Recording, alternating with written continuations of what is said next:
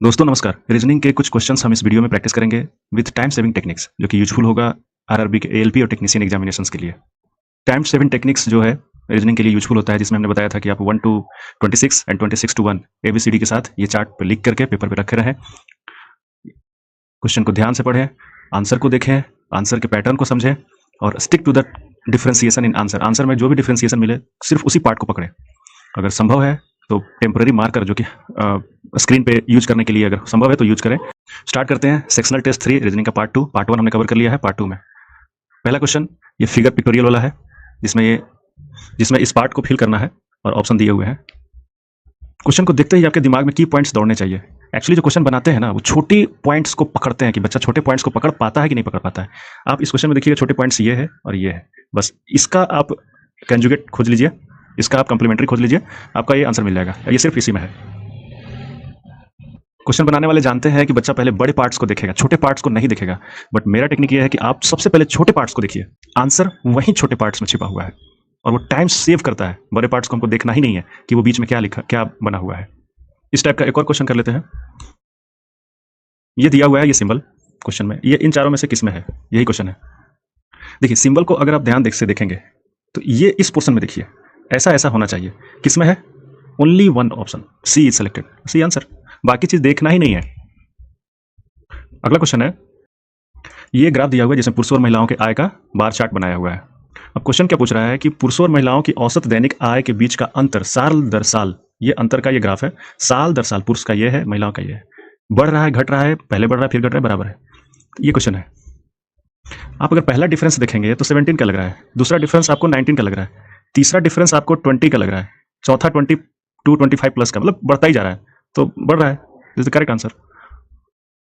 Next question है mirror वाला। Simultaneous का स्पेलिंग लिखा हुआ है, इसका मिरर इमेज क्या होगा? इसके लिए मैंने पिछले लेक्चर में ही बताया था, पिछले वीडियोस में मैंने बताया था कि इसको कैसे किया जाता है। एक पेज पे आप ये वर्ड लिख लेंगे, वर्ड लिखने के बाद उस पेज को पलट देंगे, पलटने के बाद जैसा दिखे वो टिक मार देना है। नेक्स्ट क्वेश्चन है कोडिंग का।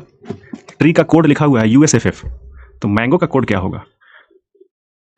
सबसे पहले ट्रेन को पकड़ना है आप, टी और यू, जैसे ही आप देखेंगे टी और यू में क्या है, +1, आर और एस +1, यानी एक ज्यादा हो जा रहा है, ई के बाद एफ, ई के बाद एफ। तो मैंगो में अब इस ऑप्शन को देखिए, 2 एन एन का हो गया, यानी हम लोग अगर सेकंड पोजीशन को अगर पकड़ लें तो यहाँ डिफरेंस है, तो ए के बाद बी, यानी ये तीसरा नंबर करेक्ट होगा। नेक्स्ट है सीरीज का क्वेश्चन है, U E T F S G R H में के बाद क्या होगा? तो इस क्वेश्चन का आंसर आप जब देखेंगे तो सब में क्यू आई है, तो ये लेटर पे तो देखना ही नहीं है। क्वेश्चन का आंसर डेटा में है। 5 से 6 हो गया यानी +1, 4 से 3 हो गया यानी -1, तो नेक्स्ट क्या होगा? 6 से +1 यानी 7, 3 is the correct answer. Next statement का आंसर है कि एक कंपनी एक्स में घोषणा की कि उसके यहाँ 10 क्लर्क की नौकरियां खाली है और उसमें न्यूनतम जो योग्यता मानदंड बनाया गया है वो स्नातक की डिग्री होनी चाहिए। तो पहला स्टेटमेंट ये है कि केवल वो लोग ही आवेदन कर पाएंगे जिनके पास ग्रेजुएशन की डिग्री है, यानी ये सही है। दूसरा, अधीन स्नातक भी आवेदन दे सकते हैं, नहीं ये नहीं होगा। तो केवल 1 हम इस स्टेटमेंट से समझ सकते हैं कि करेक्ट आंसर है। अधीन स्नातक का मतलब होता है कि जो अभी ग्रेजुएशन कर रहे हैं, किए नहीं है, कर रहे हैं। अगला क्वेश्चन एक पाई चार्ट का है, जिसमें यह दिखाया गया है कि डिफरेंट मिनरल्स का मानव शरीर में वितरण डिस्ट्रीब्यूशन है। अब इस क्वेश्चन में यह पूछ रहा है मानव शरीर में पाए जाने वाले कैल्शियम और सोडियम का अनुपात क्या है? तो कैल्शियम कितना है? 40%, सोडियम कितना है? 8%, ऑब्वियसली 5:1। अगला क्वेश्चन है, क्वेश्चन ही बहुत बड़ा है, तो ये समझ लीजिए कि टाइम टेकिंग क्वेश्चन है। तो इस क्वेश्चन को हम ऐसे समझते हैं कि एक आदमी ओ से शुरू करता है, 20 किलोमीटर पूर्व जाता है, ए पहुंचता है, वहां से दाहिने मुड़ता है, 10 किलोमीटर चलता है, बी पर पहुंचता है, फिर वहां से दाहिने मुड़ जाता है और फिर 9 किलोमीटर तक जाके सी तक पहुंचता है, सी के बाद फिर दाहिने मुड़ता है और डी पहुंचता है, सफर करता है 5 किलोमीटर, फिर बाएं मुड़ जाता है और 12 किलोमीटर चलता है ई पॉइंट तक, और ई से फिर एफ, फिर 6 किलोमीटर जाके ए पॉइंट तक पहुंचता है। क्वेश्चन पूछता है ए और डी के बीच में मिनिमम डिस्टेंस क्या है? ये तो यहाँ पे आप ध्यान से देखेंगे तो इसको ऐसे कर सकते हैं, ये कितना है? 9, तो ये 9 हो गया, ये 5 माइनस हो जाएगा तो ये कितना बचा? 5। तो ये वाला जो डिस्टेंस होगा वो 5 का स्क्वायर प्लस 9 का स्क्वायर का अंडर रूट, तो ये क्या होगा? अंडर रूट 25 प्लस 81 यानी 106। ये तीसरा ऑप्शन करेक्ट हो जाएगा। अगला question very very tricky and very very important. ये इस टाइप का अगर क्वेश्चन आवे नंबर सीरीज का या फिर नंबर का अलाइनमेंट का, तो ये बहुत ट्रिकी होता है। अगर ट्रिक लग गया तो ठीक है, वरना वो एग्जामिनेशन हॉल में नहीं बनेगा। ये बात आप जान लीजिए। इस क्वेश्चन के ऊपर ज्यादा टाइम वेस्ट नहीं करना है। इस टाइप के क्वेश्चन के ऊपर कुछ ट्रिक्स हैं जो आपको बता देना चाह रहे हैं।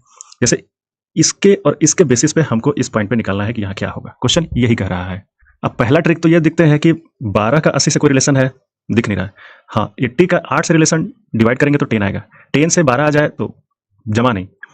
12 और 8 को 20 कर दे तो 4 से गुना करेंगे तो 80 आ सकता है। तो सेम थिंग अगर इससे जोड़ दें तो ये 23 गुने 4 करेंगे तो 207 आ जाए, नहीं, यानी ये नहीं चलेगा। तो अब हमको नया कुछ सोचना पड़ेगा। तो हमने जोड़ लगा लिया, घटाव लगा लिया, अब गुना भाग करते हैं।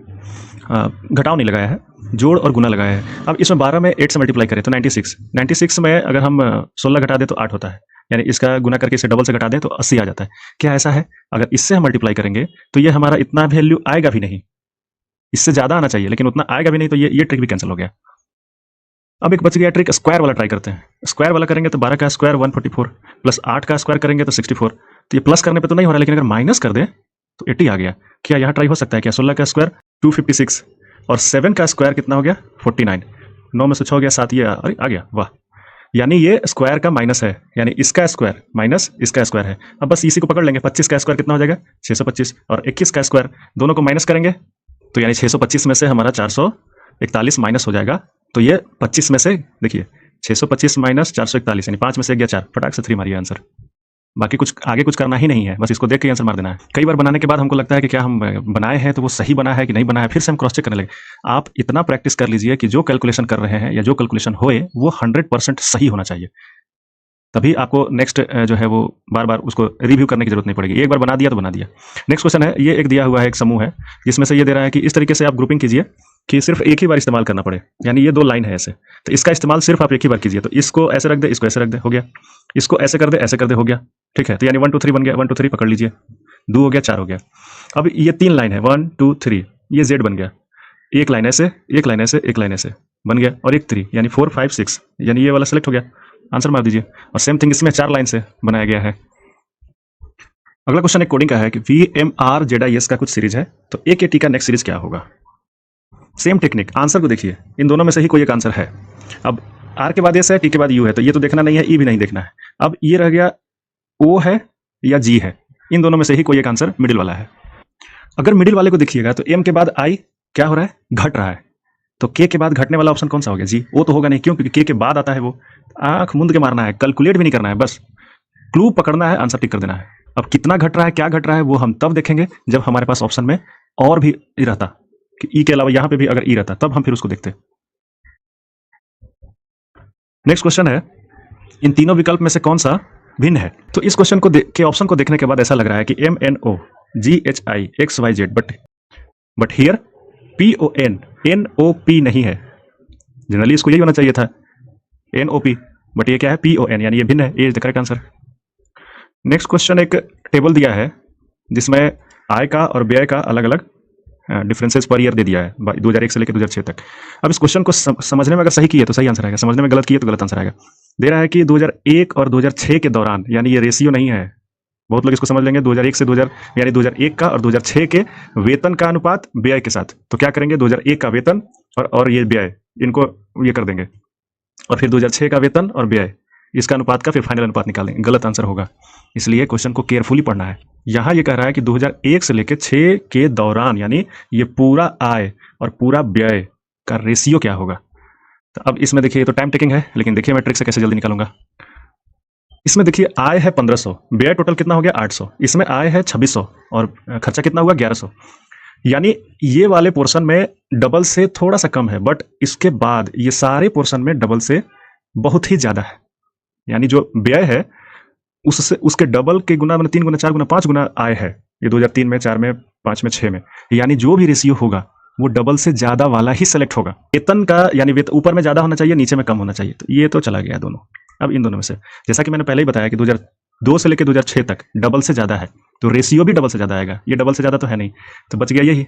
आंख मूंद के मारना है कि यही आंसर करेक्ट होगा, कैलकुलेट भी नहीं करना है, और ऐसे क्वेश्चन को बनाना है। अगला क्वेश्चन है कि एक सीरीज दिया हुआ है, ये सीरीज है। इस सीरीज में ये क्वेश्चन कहता है कि यदि पहले 10 और अंतिम 10 अक्षरों का रिप्लेसमेंट किया जाए, प्रतिस्थापन किया जाए, और वो इस तरीके से प्रतिस्थापन किया जाए कि पहला अक्षर यानी R को S से रिप्लेस कर दिया जाए, और दूसरा यहाँ का M से रिप्लेसमेंट B को हो जाए, 7 का रिप्लेसमेंट डॉलर से हो जाए, तो इस तरीके से रिप्लेसमेंट करेंगे तो दाहिने से 5वां अक्षर क्या होगा? यही क्वेश्चन। तो सिंपल सा है, दाहिने से 5वां अक्षर यानी 2 पे क्या लिखाएगा? तो वो वही लिखाएगा जो पहले से 5वां अक्षर, यानी E। E is the correct answer.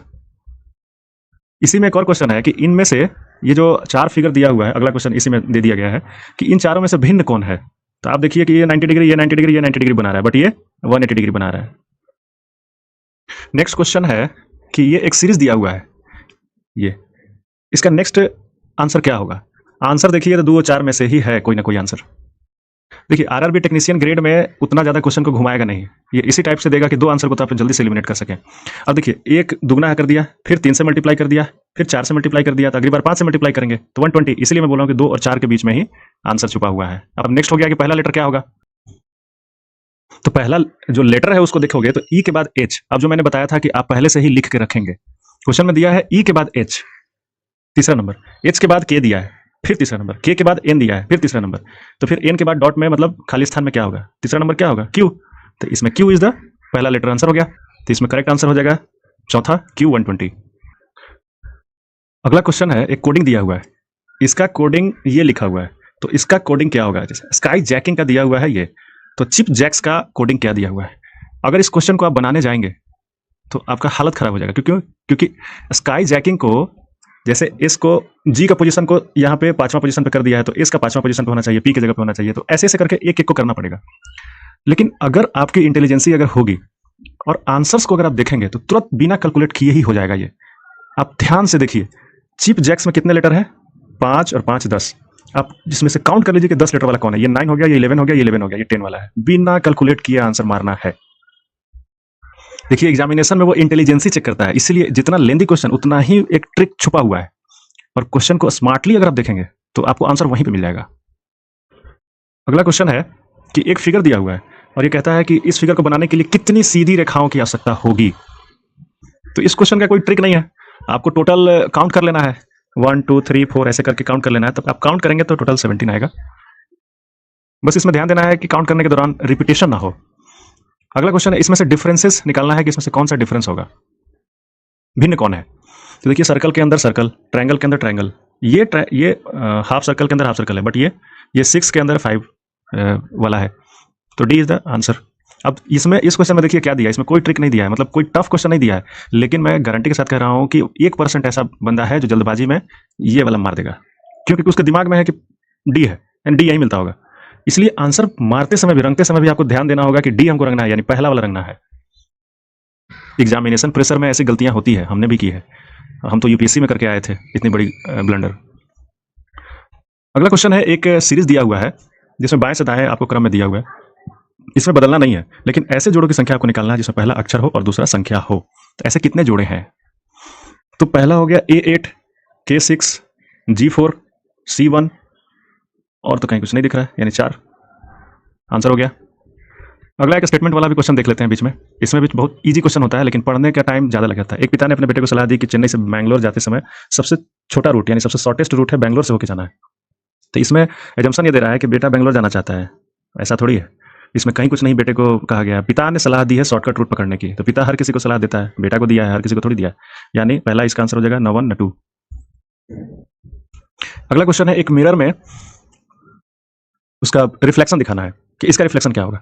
तो सबसे पहले मैंने बताया कि पिक्टोरियल वाला जो क्वेश्चन जितना होता है उसमें सबसे छोटी चीज को पकड़ना है, ठीक है, वहीं पे आपको डिफरेंशिएशन समझ में आ जाएगा। देखिए तीनों में आपको ट्रायंगल दिख रहा है लेकिन एक में ट्रायंगल नहीं दिख रहा, ये तो चला गया। दूसरा ट्रायंगल का जो रिफ्लेक्शन होना चाहिए, क्योंकि ये मिरर के सबसे नजदीक है, तो इसका जो इमेज भी बनेगा वो मिरर के सबसे पास में बनेगा, तो सबसे नजदीक यानी इस पोर्शन में होना चाहिए, ये डी में है, मान दीजिए आंसर। अगला एक डीआई का क्वेश्चन है जिसको बहुत ही कम टाइम में बनाना है। डीआई के क्वेश्चन जनरली टाइम ज़्यादा लेता है लेकिन आपको कम टाइम में बनाना है। ये दिया है कि औसत आय का ये परसेंट दिया हुआ है, पुरुष का ये डॉट खाली वाला है, महिलाओं का भरा हुआ वाला है। अब ये क्वेश्चन ये पूछता है कि किस वर्ष पुरुषों की दैनिक आय में प्रतिशत वृद्धि पिछले वर्ष की तुलना में अधिकतम थी। तो आप इसको सबसे शॉर्टकट रूट से बनाना है आपको। देखिए 2000 में डिफरेंस कितना हुआ, 2001 में डिफरेंस कितना हुआ, लगभग 5 का, और बेस कितना है 35, यानी कितना हुआ 1/7। 2002 में कितना का डिफरेंस है 8 का, और बेस कितना है 40 का, यानी 1/5। 2003 में डिफरेंस ऑलमोस्ट 12 का हुआ और बेस कितना है 48, यानी 1/4। और इसमें डिफरेंस कितना हुआ 6 का ऑलमोस्ट, और 60 है बेस, 1/10। तो इन सब में 1/4 इज द मैक्सिमम वैल्यू। 1/4 कौन से साल का था, 2003 का, 2003 का था, जब डिफरेंस 12 का था, तो ये 2003 इज द करेक्ट आंसर। अगला क्वेश्चन फिर एक मिरर वाला है, अब मिरर का इमेज हमको दिखाना है, आकृति कैसा होना चाहिए। देखिए ये इसको पकड़िए, नीचे नीचे वाला कौन सा है, ये और ये दोनों चले गए। अब इसमें से इधर साइड में होना चाहिए, किसका है, इसका है। ए इज द करेक्ट आंसर, इसमें है नहीं, बस मार दीजिए। इन सब क्वेश्चन में तो 10 सेकंड से ज़्यादा तो लगना नहीं चाहिए। अगर आपका 10 सेकंड से ज़्यादा लग रहा है दैट मीन्स कि you are wasting your time. ये एक नंबर वाला क्वेश्चन है और इसमें दिया है कि इनमें से भिन्न अंक भिन्न कौन सा है, इन डिफरेंस अपने आप में कौन सा है। आप देखिए 1 2 3 4 5 क्या है, एंटी क्लॉकवाइज। 1 2 यहाँ 3 गायब हो गया, ये पकड़ा गया चोर। 1 2 3 4 5 सही रूट है, 1 2 3 4 5 सही रूट है, यानी ये चोर है। अगला क्वेश्चन बड़ा ट्रिकी है। ये एक मैप, एक ऐसा ग्राफ, ऐसा एक फिगर दिया हुआ है जिसमें से हर फिगर का नोमेनक्लेचर दिया हुआ है। जैसे स्क्वायर पैरोट है, रेक्टेंगल बिग है, सर्कुलर सर्कल है और ट्रायंगल क्लेवर है। तो पूछता है कि बिग क्लेवर पैरोट क्या होगा। तो इसमें सबसे पहले हम बिग पकड़ेंगे यानी रेक्टेंगल वाला पार्ट। इसमें से बी सी डी ई है, यानी ये गया, बी और सी में से आंसर है। पहले बार में ही ये एलिमिनेट हो गया। बिग अब ये दिया है क्लेवर, क्लेवर का क्या है, ट्रायंगल सी डी, ठीक है। यानी बी सी डी में से बी खत्म हो गया, ई खत्म हो गया, बच गया सी, तो बी खत्म हो गया, तो सी इज आंसर। और पूरा भी कर लेते हैं। पैरोट क्या है, रेक्टेंगुलर। तो यानी इन तीनों में कॉमन कौन है, कॉमन इज द सी। यही क्वेश्चन यही पूछ रहा था, इसका कहने का तात्पर्य यही था कि इन तीनों में कॉमन कौन है। यानी आप वो लेटर आइडेंटिफाई कीजिए जो बिग भी है, क्लेवर भी है और पैरोट भी है। क्लियर हो गया होगा। अगला क्वेश्चन ये है कि इनमें से भिन्न कौन है। तो आप अगर इसको ध्यान से देखेंगे तो कुछ चीजें रिपीट हो रही है। जैसे इसमें ये डबल है, ये चीजें डबल है, ये डबल है और यहाँ पे एस डबल है। लेकिन बराबर इसमें भी है, बराबर इसमें है, बराबर इसमें है, बट इसमें बराबर नहीं है। यानी ये मोस्ट प्रोबेबली ये आंसर होगा। देखिए लेटर है इसमें, ज्योग्राफिकल जो स्ट्रक्चर है, ज्योमेट्रिकल जो स्ट्रक्चर है वो है, बट सिंबल नहीं है। इसमें सिंबल है बराबर, इसमें सिंबल है बट इसमें नहीं है, यानी ये इज द करेक्ट आंसर। अगला क्वेश्चन है कि ये एक सीरीज दिया हुआ है, इसमें से पूछता यह है कि अगला क्या होगा। तो आप इसमें सबसे वीक पॉइंट को पकड़िए। जी के बाद एच, नेक्स्ट हो गया एच के बाद जे एक छोड़ के, जे के बाद एम दो छोड़ के, तो एम के बाद 3 छोड़ के क्या आएगा, क्यू। एम एन ओ छोड़ के पी, एन ओ पी 3 छोड़ के क्यू आएगा, तो 2 इज द करेक्ट आंसर। इस वीडियो का आखिरी क्वेश्चन हम लोग देख लेते हैं। वीडियो को शॉर्ट करते हैं, लंबा क्वेश्चन में लंबे वीडियो में थोड़ा बोरिंग हो जाता है, लोग देखते नहीं है। तो ये एक नंबर सीरीज है, नंबर सीरीज का एक क्वेश्चन हम लेते हैं। इसमें से नेक्स्ट क्या होगा यही पूछ रहा है। तो इसका सोल्यूशन ये है कि आप अगर इसको ध्यान से देखेंगे तो ये एक पैटर्न फॉलो कर रहा है, और वो पैटर्न है कि ये क्यूब है और ये स्क्वायर है। ये 1 का क्यूब है, 2 का स्क्वायर है, 3 का क्यूब है, 4 का स्क्वायर है, 5 का क्यूब है, 6 का स्क्वायर है। तो अगली बार ये क्यूब आया तो अगली बार क्यूब ही आना है। 1 2 3 4 5 6 तक तो आ चुके हैं, तो अगली बार क्या है, 7 का क्यूब। 7 का क्यूब क्या होता है, 343। तो इस तरीके से हम लोगों ने काफी वैरायटी ऑफ क्वेश्चंस कवर किए हैं। देखिए एएलपी और टेक्नीशियन में सिर्फ प्रेजेंस ऑफ माइंड लगाना है रीजनिंग में, और ये काफी जल्दी बनते हैं। प्रैक्टिस कीजिए, बनेंगे। वीडियो अच्छी लगी हो तो लाइक कीजिए, कमेंट कीजिए, कोई डाउट हो तो कमेंट कीजिए एंड सब्सक्राइब कीजिए, दोस्तों को भेजिए। Thank you so much for joining this video. और हाँ, वीडियो को पूरा देखा कीजिए। Thank you so much. अगला वीडियो हम लाएंगे जिसमें हम फ्रेश टेस्ट लेंगे, जिसमें ये सब प्रीवियस ईयर क्वेश्चंस का हम एनालिसिस कर रहे थे।